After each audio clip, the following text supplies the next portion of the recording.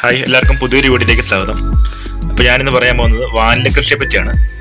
ഒരു കാലത്ത് 1,00,000 രൂപ വരെയൊക്കെ വില ഉണ്ടായിരുന്ന സാധനമാണ് വാനില എന്ന് പറയുന്നത്. ഞാൻ വാനില കൃഷി തുടക്കക്കാരനാണ്. ഇപ്പോൾ 2 വർഷമായിട്ടുള്ളൂ വാനില ഇവിടെ കായ്ച്ചു തുടങ്ങിയിട്ട്. അപ്പോൾ എൻ്റെ ഒരു അനുഭവം വെച്ചത് ലാഭമാണോ നഷ്ടമാണോ എന്നൊക്കെയാണ് പറയാൻ പോകുന്നത്. അതുപോലെ തന്നെ ഇതിൻ്റെ പരിചരണങ്ങളെ പറ്റിയൊക്കെ പറയുന്നതാണ്. വാനില നട്ട് കായ്ക്കാൻ വേണ്ടത് 2 വർഷമാണ്. 1 മീറ്ററോളം നീളമുള്ള വള്ളിയാണ് നമ്മൾ നടാനായിട്ട് എടുക്കുന്നത്. പിന്നെ നമ്മൾ ഇതിൻ്റെ പുറകെ കടന്ന് ഒരുപാട് കാര്യങ്ങൾ ചെയ്യാനുണ്ട്. നമ്മൾ ഒരുപാട് കാര്യങ്ങൾ പഠിക്കാനുണ്ട് ചെയ്യാനായിട്ട്. മെയിനായിട്ട് ഇതിൻ്റെ പരാഗണം ചെയ്യാനായിട്ട് നമ്മൾ പഠിക്കണം. എനിക്ക് മാത്രമാണ് ഇത് കായ ഉണ്ടാകുന്നത്. അതുപോലെ തന്നെ ഇത് പൂക്കണ്ട തന്നെ കുറേ കാര്യങ്ങൾ പഠിക്കാനുണ്ട്. കെട്ടിയിറക്കുക അങ്ങനെ കുറേ കാര്യങ്ങളൊക്കെ ഉണ്ട്. വാനില ഇപ്പോൾ പൂവ് ഉണ്ടാകുന്ന സമയമാണ്. ഇതൊക്കെ നമ്മൾ പരാഗണം ചെയ്ത് കൊടുത്തിട്ട് കായ ഉണ്ടായിരിക്കുന്നതാണ് കാണുന്നത്. നട്ട് ആദ്യത്തെ വർഷം നമുക്ക് കാര്യമായിട്ടുള്ള വിളവൊന്നും ഉണ്ടായിരുന്നില്ല. പക്ഷേ ഈ വർഷം നമുക്ക് അത്യാവശ്യം നല്ലതായിട്ട് പൂവ് ഉണ്ടായിട്ടുണ്ട്.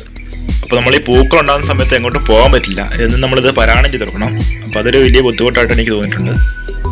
ഒരു കുലയിൽ തന്നെ ഏകദേശം ഒരു 15-ന് മുകളിൽ പൂക്കൾ ഉണ്ടാകുന്നുണ്ട്. പക്ഷെ നമ്മളൊരു 10 പൂക്കളൊക്കെയാണ് പരാഗണം ചെയ്ത് കൊടുക്കാറുള്ളൂ. കാരണം ഈ ബീൻസിൻ്റെ വലിപ്പം അനുസരിച്ചാണ് ഇതിൻ്റെ വില വരുന്നത്. അതുകൊണ്ട് നമ്മൾ ഒരുപാട് ബീൻസ് എടുത്തു കഴിഞ്ഞാൽ അത് വലിപ്പം കുറഞ്ഞു പോകും. പിന്നെ നമ്മൾ വാനിലേക്ക് കൊടുക്കുന്ന വളങ്ങളെന്ന് പറഞ്ഞാൽ ജൈവവളങ്ങളാണ്. ചാണകം, അതുപോലെ തന്നെ കരികില, ഇതൊക്കെയാണ് നമ്മൾ വാനിലേക്ക് കൊടുക്കുന്നത്. രാസവളങ്ങളൊക്കെ ഉപയോഗിച്ച് കഴിഞ്ഞാൽ വാനില പെട്ടെന്ന് പോകാൻ സാധ്യതയുണ്ട്. ഇതിൻ്റെ ചുവട്ടിൽ കരികിലയും ചപ്പമൊക്കെ കൂട്ടിയെടുക്കുന്ന വളരെ നല്ല വളമാണ്.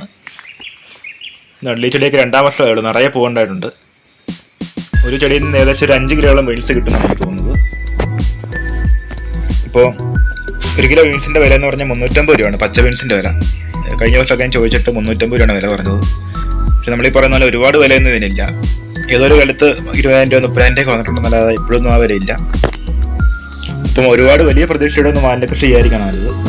ഒരു ചെടിയിൽ നിന്ന് ഏകദേശം ഒരു 1,500-2,000 രൂപയുടെ ഒക്കെ വരുമാനം ഒരു വർഷം കിട്ടും. അത്രയൊക്കെ ഉള്ളൂ ഇപ്പോഴത്തെ വില വെച്ച്. പിന്നെ ഇത് ഉണക്കി സൂക്ഷിച്ചൊക്കെ വെച്ച് കഴിഞ്ഞ് വില ഉണ്ടാകാൻ കൊടുത്തു കഴിഞ്ഞാൽ അതിൽ ആവാരമായിരിക്കും. അപ്പം എപ്പോഴും ഒരുപാട് വിലയുള്ള സാധനമൊന്നുമല്ല വാനില.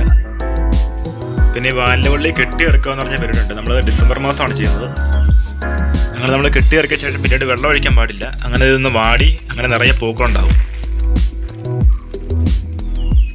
നമ്മളിത് പരാഗണം ചെയ്യാനുള്ള എളുപ്പത്തിന് വേണ്ടിയാണ് കെട്ടി ഇറക്കുന്നത്. അപ്പോൾ ഇതുപോലെ കെട്ടി ഇറക്കിയ ശേഷം നമ്മൾ ഈ വാനില വള്ളിയുടെ അറ്റം ഒടിച്ചുകൂടാണ് ചെയ്യുന്നത്. അപ്പോഴാണ് ഇതുപോലെ നിറയെ പൂക്കളുണ്ടാകുന്നത്. അപ്പോൾ അതിൻ്റെ എല്ലാം വ്യക്തമായിട്ടുള്ള വീഡിയോ ഞാൻ ചെയ്യുന്നതാണ് ഉടനെ തന്നെ.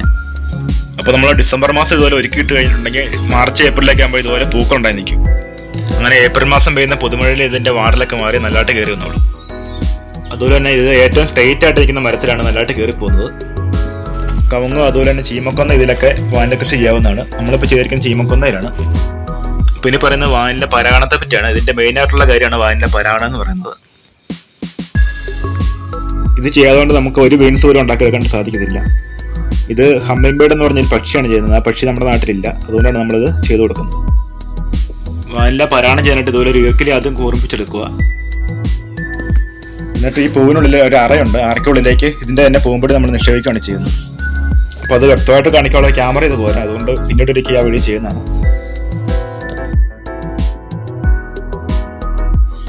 ആർക്കും വളരെ ഈസി ആയിട്ട് തന്നെ ചെയ്യാവുന്നതും പഠിക്കാവുന്നതാണ് പരാഗണം എന്ന് പറയുന്നത്. അപ്പോൾ നമ്മളെല്ലാ പൂക്കളും ഇതുപോലെ തന്നെ എടുത്ത് പരാഗണം ചെയ്ത് കൊടുക്കുക. രാവിലെ 7 മണി മുതൽ 11 മണി വരെയാണ് പരാഗണം ചെയ്യാൻ പറ്റുന്ന സമയം. അത് കഴിഞ്ഞ് ചെയ്തിട്ടുണ്ടെങ്കിൽ പിടിക്കത്തില്ല. ഉച്ച കഴിഞ്ഞിട്ടുണ്ടെങ്കിൽ പൂക്കൾ കൂമ്പിപ്പോവും.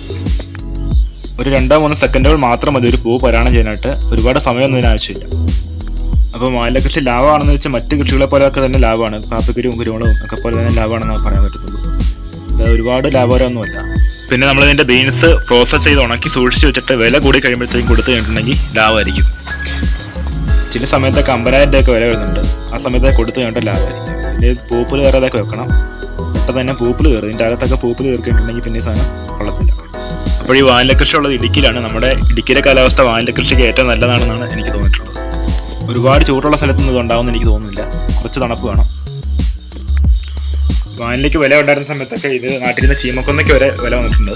ചീമക്കൊന്നയുടെ കാലിന് വരെ വില വന്നിട്ടുണ്ട്. പിന്നെ വാനില ഉപയോഗിക്കുന്നത് ഐസ്ക്രീമിലൊക്കെയാണ് കൂടുതലായിട്ട്. ഐസ്ക്രീമും കേക്കിലൊക്കെയാണ് വാനില ഉപയോഗിക്കുന്നത്. അപ്പം ഇതിനങ്ങനെ തീർത്ത് വില കുറഞ്ഞു പോകത്തൊന്നുമില്ല. അതുകൊണ്ട് നമ്മളത് വെട്ടികളായിരിക്കുക. എല്ലാ കൃഷിയും നമുക്ക് വേണം. ഇപ്പോൾ തന്നെ നമ്മൾ കൊക്കോയ്ക്ക് 1000 രൂപ അടുത്ത് വിലയായി. കൊക്കോയ്ക്ക് എല്ലാവരും വെട്ടിക്കഴിഞ്ഞപ്പോഴത്തേക്കാണ് 1000 രൂപ വില വന്നത്. അപ്പോൾ എല്ലാ കൃഷിക്കും വില കൂടും. അപ്പോൾ നമ്മളൊന്നും കളയായിരിക്കും. എല്ലാ കൃഷിയും നമുക്ക് വേണം. ഇപ്പോൾ ഈ പറയുമ്പോൾ തന്നെ അത്യാവശ്യം എല്ലാ ഐറ്റം തന്നെ ഉണ്ട്. ഇപ്പോൾ വാനിലയും നട്ടിട്ടുണ്ട്. കൊക്കോയും കാപ്പിയും കൊടിയും അതുപോലെ തന്നെ ഏലവും ജാതി, ഗ്രാമ്പൂ, റബ്ബർ, കവുങ്ങും എല്ലാം തന്നെ ഉണ്ട്. അപ്പം ഒരു സാധനത്തിന്റെ വിലയിൽ തന്നെ അടുത്ത് തന്നെ നമുക്ക് വില കിട്ടും. അങ്ങനെയാണ്. പിന്നെ ഈ വാനില ഓർക്കിഡ് വർഗത്തിൽപ്പെട്ട ഒരു ചെടിയാണ്ട് തന്നെ ഇതിനെ അന്തരീക്ഷത്തിൽ നിന്ന് ജലം സ്വീകരിക്കാനുള്ള ജലവും പോഷകാഹാരങ്ങളൊക്കെ സ്വീകരിക്കാനുള്ള കഴിവുണ്ട്. അല്ല, ഇതിൻ്റെ വേരുകൾ കണ്ടില്ലേ?